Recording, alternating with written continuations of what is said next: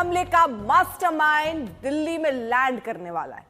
जांच एजेंसियों के अफसर 26/11 के गुनहगार को अमेरिका से लेकर आ रहे हैं। दिल्ली में गृह मंत्रालय से लेकर एनआईए मुख्यालय, तिहाड़ जेल, इन सब जगह पर भारी हलचल है। जैसे ही तंवर राणा दिल्ली एयरपोर्ट पर पहुंचेगा, जांच एजेंसियां उससे एनआईए को सौंप देंगी। राणा को पहले एनआईए मुख्यालय लाया जाएगा, सुरक्षा कड़ी है, मेडिकल कराया जाएगा, 26/11 केस भी दिल्ली ट्रांसफर किया जाएगा और राणा को दिल्ली के कोर्ट में सबसे पहले, क्योंकि जैसे आप अपने अंदर लेते हैं 24 घंटे के अंदर कोर्ट के सामने रखना होता है और ऐसे में कोर्ट के सामने भी उसे पेश किया जाएगा। तो दोपहर बाद आतंकी तंवर को दिल्ली लाया जाएगा स्पेशल विमान से। एयरपोर्ट से सीधे एनआईए दफ्तर ले जाया जाएगा। उसके बाद होगा जांच का सिलसिला शुरू कि आखिरकार कैसे और किसके इशारे पर इसने सब किया। संजय शर्मा हमारे साथ, हमारे सहयोगी और जानकारी के साथ जुड़ चुके हैं। संजय, अब वो घड़ी आ गई है क्योंकि लंबा इंतजार करना पड़ा उसके प्रत्यर्पण को लेकर और अब वो रास्ता साफ हो चुका है और यह भी साफ हो चुका है कि वो दिल्ली आने वाला, यानी भारत की धरती पर आ रहा है। जी हाँ, घड़ी तो आ गई है, लेकिन तहव्वुर राणा को आने में कुछ घंटों का वक्त लगेगा। लेकिन मैं प्रक्रिया बताना चाहता हूं अपने दर्शकों को। जैसे ही वो भारतीय टेरिटरी में, भारतीय संप्रभु क्षेत्र में आएगा, वैसे ही औपचारिक रूप से एनआईए उसकी गिरफ्तारी करेगी। गिरफ्तारी के बाद उसे एनआईए मुख्यालय ले जाया जाएगा और वहां उसका मेडिकल कराया जाएगा। मेडिकल कराने के बाद उन्हें एनआईए के कोर्ट में पेश किया जाएगा।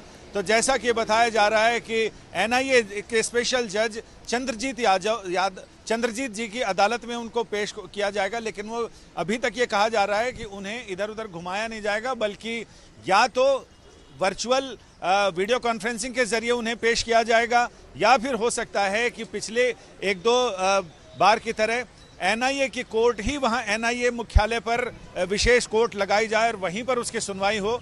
इसके साथ ही जब तक, जहां तक तिहाड़ जेल भेजने की बात है, जब तक कोर्ट उसे एनआईए की कस्टडी में या जुडिशियल कस्टडी में नहीं भेजता है, एनआईए की कस्टडी में भेजने का मतलब है कि एनआईए उन्हें अपने पूछताछ के लिए रखेगी।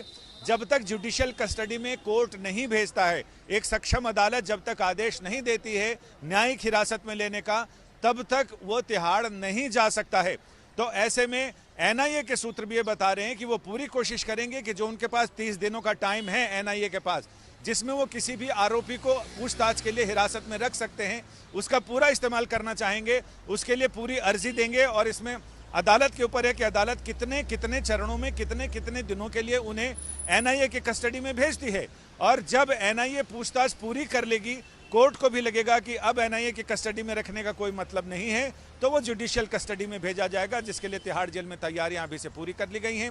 यहां बताया जा रहा है कि 2 बजे के बाद एनआईए स्पेशल जज बैठ सकते हैं और जैसे ही एनआईए ये बता देगी अदालत में कि अब वो तैयार है मेडिकल जांच के बाद पूरी रिपोर्ट के साथ, तो एनआईए जज यहां अदालत लगाएंगे और उसके साथ ही फिर उस पर सुनवाई शुरू होगी। तो ऐसा लग रहा है कि जो शुरुआती सुनवाई होगी वो लगभग 1 घंटे में सारी खानापूरी और सारी चीज़ें दरियाफ्त कोर्ट कर लेगा।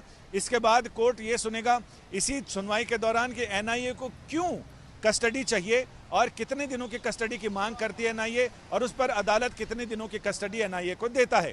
तो तहव्वुर राणा से बहुत सारी चीज़ों पर पूछताछ करनी है, तो जाहिर है ऐसे में हो सकता है कि 10 दिन की कस्टडी मांगे, 7 दिन की मिले, तो कई चरणों में कस्टडी मिलती रहती है और ऐसा प्रावधान है जिसमें मैक्सिमम 30 दिनों की कस्टडी एनआईए को मिल सकती है पूछताछ के लिए। तो अब ये देखना दिलचस्प होगा कि आज की सुनवाई में कितने दिनों की एनआईए कस्टडी में एनआईए जज उन्हें भेजते हैं, अदालत भेजती है। जी, बहुत बहुत शुक्रिया।